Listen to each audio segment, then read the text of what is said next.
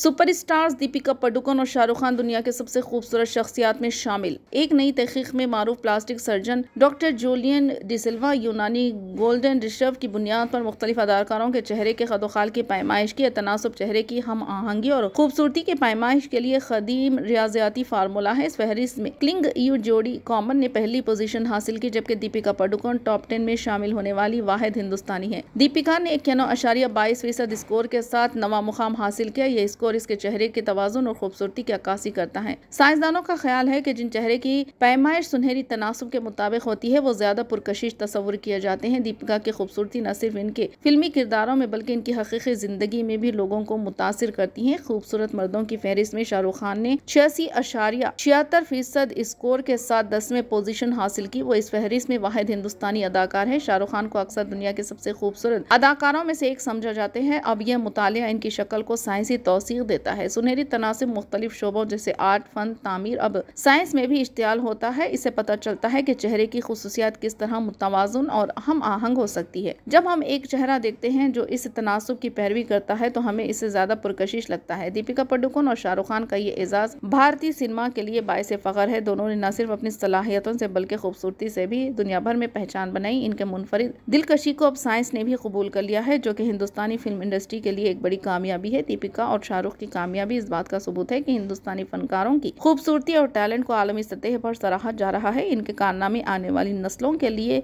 मशाल राह बनेंगे।